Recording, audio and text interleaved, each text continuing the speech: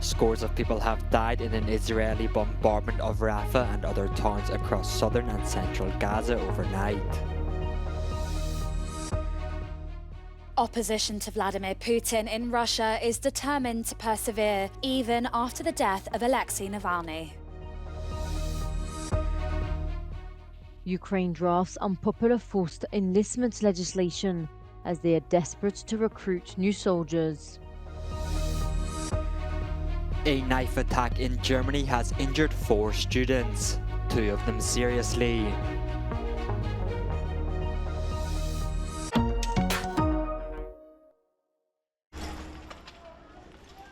People in Rafah were clearing through rubble on Thursday after Israeli jets struck 7 locations in Gaza's southern border town.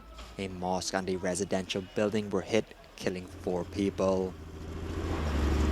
Some 1.5 million people are crammed into the area, most of them displaced from other parts of the enclave due to the ongoing war. China and Iran on Thursday addressed the United Nations highest court about the legality of Israel's policies in the occupied territories. Mr. President, justice has been long delayed, but it must not be denied. The settlement of the question of Palestine requires mutual efforts from Palestine and Israel. Overnight, Israeli tanks continued to fire into Gaza as strikes killed at least 48 people in the southern and central areas of the Strip, half of them women and children, health officials said on Thursday. The UN has called for an immediate ceasefire.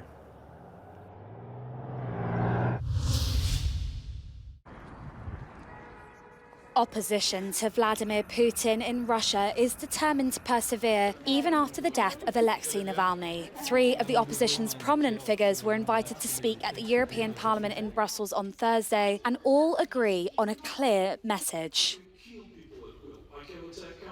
Are we ready to continue doing what we do? And no, we're not stopping. It will be Putin's victory if we stopped our activity because of personal safety concerns. So we're not handing over this victory to him.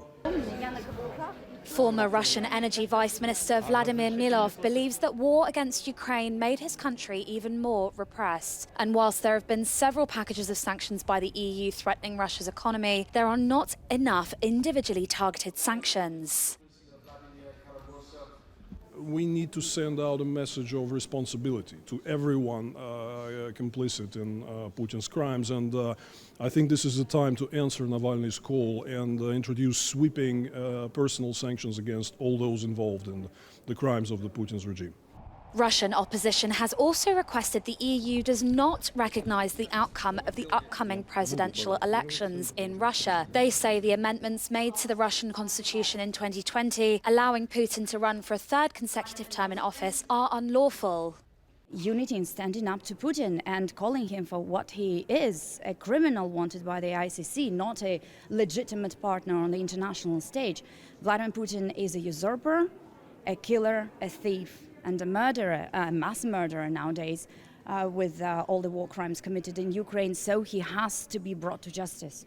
Evgenia Kara-Murza is the wife of Vladimir Kara-Murza, a political opponent detained in 2022 and sentenced to 25 years in prison. His story is similar to Navalny's. After 2 assassination attacks on my husband, I have no guarantee and never had any guarantee that they wouldn't try again. So. He is being held by the same people who tried to kill him twice, just like Alexei was held by the same people who tried to kill him in the past. Yulia Navalnaya, widow of Alexei Navalny, will address the European Parliament in Strasbourg next Wednesday.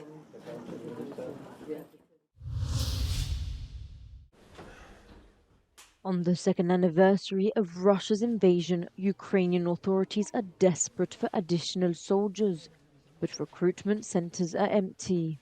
Last summer's failed counter-offensive combined with stalled Western aid has put the Ukrainian military on a defensive, and now the army is carrying out forced recruitment. Tens of thousands of eligible Ukrainian men are estimated to be evading the draft at home or abroad. Перед нами стоїть задача звільнити всю Україну, включно з Донбасом, з Кримом, вийти на кордони 91-го року. Задача амбітна і, на жаль, без додаткової мобілізації, без нових побратимів ми не справимося. The parliament is considering a legislation that would enable the military to draft more men so that those already enlisted can get more rest. Дуже погано, тому що люди завжди втрачають своїх рідних, а це дуже плачевно. Такого не має бути, тому що примусово мобілізувати людей це не окей. On the other hand, motivation is higher amongst some young people in military boarding schools aged 15 and above. We need to fight together to have freedom and to destroy our enemies, such as Russia. My dream is to become pilot. I think I will fly on F-16. It's very possible. Under the draft legislation, any individual who fails to respond to call-up notices could potentially have their bank accounts frozen and their ability to travel outside the country restricted. According to US officials, at least 70,000 Ukrainian soldiers have likely died over the past 2 years. 4 students have been injured in a stabbing at a high school in Germany. The incident happened in the western city of Wuppertal, near Dusseldorf and Cologne. At least 2 of the victims are seriously injured, along with the suspected assailant, a 17-year-old student who has been arrested, according to officials. The attack was apparently carried out with a knife, and the suspect inflicted injuries on himself, according to a top regional security official. There was no word on a possible motive, and the suspect was believed to be a lone assailant.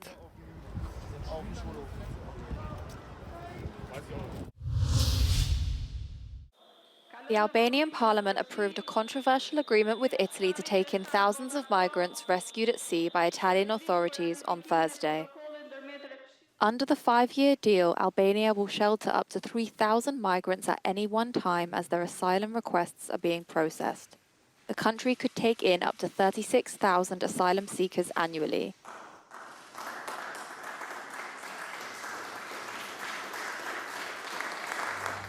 Two centres are under construction in Albania where asylum requests will be processed. The project has been endorsed by European Commission President Ursula von der Leyen, but has been criticised by human rights groups.